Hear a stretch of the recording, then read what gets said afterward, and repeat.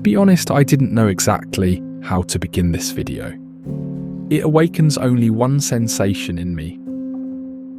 The world has paused. How can something appear so serene, yet hum with tension beneath the surface?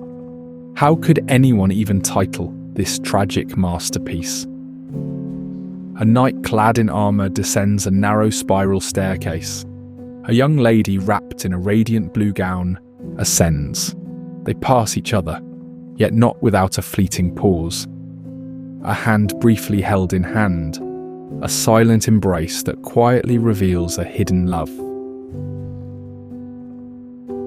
This masterpiece was created in 1864 by the Irish artist Frederic William Burton. It captures a brief, intimate encounter on a spiral staircase between two lovers, doomed by fate, Hellelil and Hildebrand. On the surface, nothing dramatic unfolds. No battle, no cry, no sudden gesture. And yet the longer we look, the more this moment feels suspended. It hangs there, just before their world crumbles. This scene is inspired by a medieval Danish ballad, one that Burton's friend, Whitley Stokes, translated in 1855. In the tale, Hellelil is a princess guarded by 12 noble knights as her personal protectors. Among them is Hildebrand, the Prince of England. And there within the walls of the castle itself, love begins.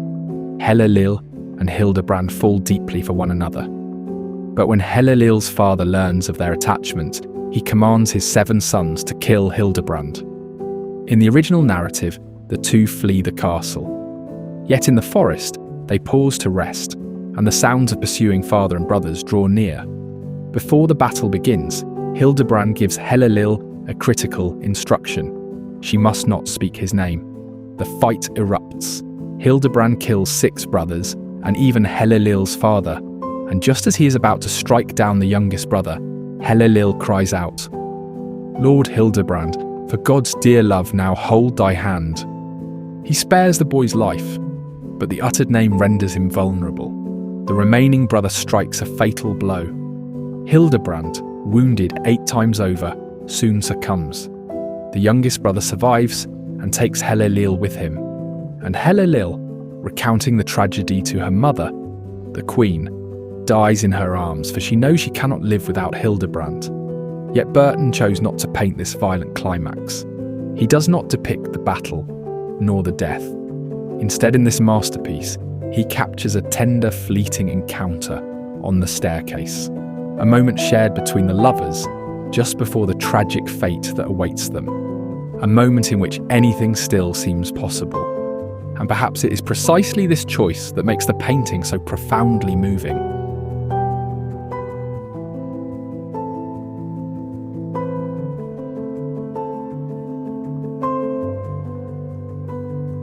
This painting beautifully shows Burton's remarkable ability to express deep emotional tension through colour, composition and gesture.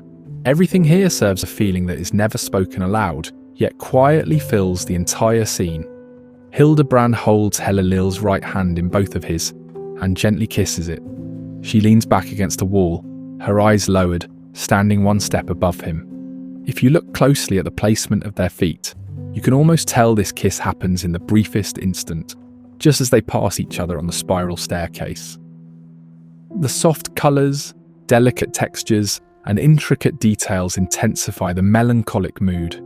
Hildebrand wears chainmail beneath a crimson garment, with his helmet and sword adding to the narrative presence of the scene.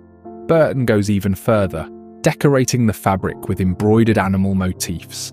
One strange creature with clearly defined eyes, and another pair of mirrored hybrid figures, human above, with spiral or fish-like lower bodies, their arms extended outward. These figures strongly resemble medieval mermaids, often symbols of seduction, desire, and love that leads to ruin. In Christian imagery, they sometimes represent temptation or moral danger. In this light, just as mermaids lure men into the depths, Hellelil's love draws Hildebrand toward his tragic destiny. These details act as quiet visual metaphors. They blur the line between history and myth, suggesting that Hildebrand is becoming something more than a man, almost a legend in the making. The clothing is painted with almost miniature-like precision. Hellelil's cobalt blue dress, richly embroidered, falls in folds so vivid you can almost hear the faint rustle of fabric as she climbs the stairs. Her posture, combined with the cool blue of her gown against Hildebrand's deep red, creates a tension that feels both emotional and inevitable. The composition gently guides our eyes toward their connection. Their bodies move in opposite directions. He bends toward her hand. She turns her face away. It's an intimate moment, but one that feels closer to farewell than reunion. Even the soft light entering from the left doesn't simply illuminate the space. It divides it, leaving part in shadow and allowing the rest to be seen only briefly. Perhaps most powerful of all is Burton's decision to avoid direct eye contact between them. That small choice changes everything. It creates a sense of restrained passion and quiet resignation, as if both already understand that this moment cannot last. The symbolic details reinforce this feeling. The white roses and their crushed petals, placed carefully near Hellelil's left foot and close to Burton's signature, are not accidental. In the language of flowers, white roses stand for true love and eternal fidelity, a love that here feels both sacred and doomed. And it is precisely this sense of inevitable loss that places these lovers in a long, haunting tradition. At the very beginning of Romeo and Juliet, William Shakespeare calls the lovers star-crossed, a phrase that immediately signals forces aligned against them, forces beyond their control. The idea of being star-crossed rests on the belief that love can be doomed from the very moment it is born, not because of weakness, misjudgment, or betrayal, but because unseen powers shape the world. In the Middle Ages, it was thought that the movements of planets and stars could dictate human destiny. Love, like war or disease, might follow patterns written in the heavens, invisible yet absolute.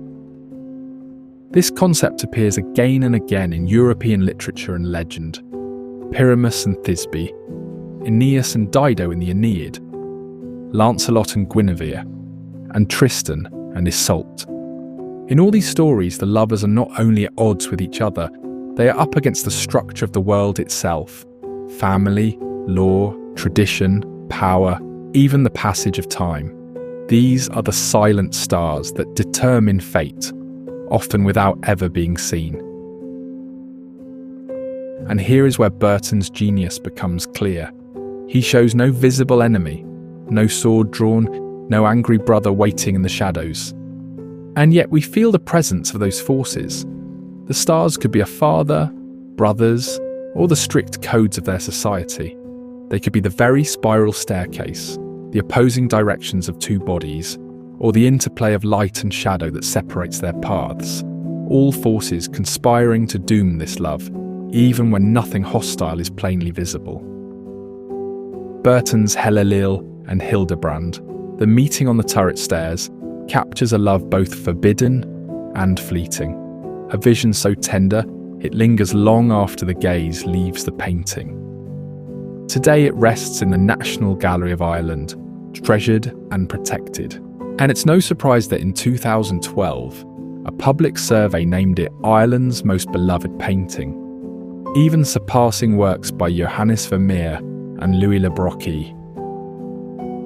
Its delicate watercolor surface, just under a metre tall, cannot bear direct light for long. For this reason, it is revealed to the public only in brief, rare moments, just 1 hour a day, 4 days a week.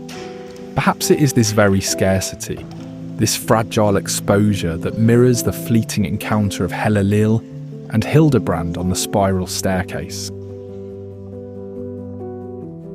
For that short time, viewers can step close, almost feeling the brush of a hand, the quiet pause in a world suspended. And like the stars above, the lovers' paths diverge once more, leaving only the memory of their brief, perfect moment together.